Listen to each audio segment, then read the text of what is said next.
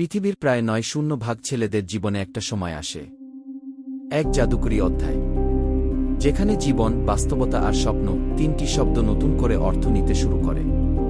আমার জীবনের সেই অধ্যায়টা শুরু হয়েছিল যখন মা-বাবা, পরিবার সবকিছু ঠিক পরেই একজন মানুষ আমাকে ছায়ার মতো আগলে রেখেছিলেন।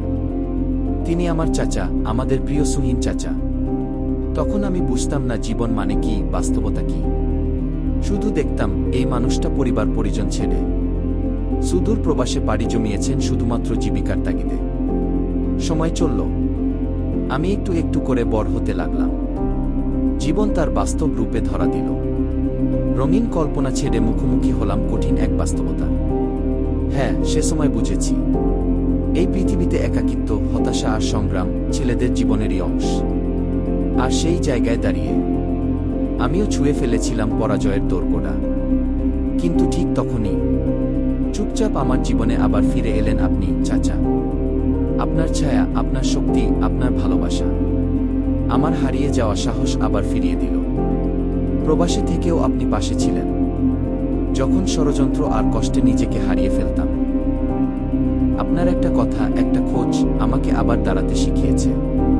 আপনি শুধু একজন আত্মীয় নন, আপনি একজন অভিভাবক, একজন অনুপ্রেরণা, একজন বটগাছ। আপনার জন্য কৃতজ্ঞতা, শ্রদ্ধা আর ভালোবাসা শেষ হবে না কখনোই। আপনার জন্যই আজকের আমি সুহিন চাচা, আমার জীবনের অদৃশ্য নায়ক। আল্লাহর কাছে দোয়া করি তিনি যেন আপনাকে সুস্থতা, নেক হায়াত আর শান্তি দান করেন। আপনার ভালোবাসার ছায়া যেন সারা জীবন আমার উপর থাকে। যদি আপনার জীবনের কঠিন সময়ে এমন কেউ পাশে ছিলেন যিনি নিঃস্বার্থে হাত ধরেছেন, তাহলে মেনশন করুন তার নাম আর জানিয়ে দিন আপনি তাকে মনে রেখেছেন।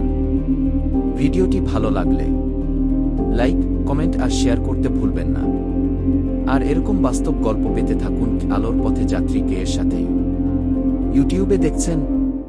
তাহলে সাবস্ক্রাইব করুন। ফেসবুকে দেখছেন?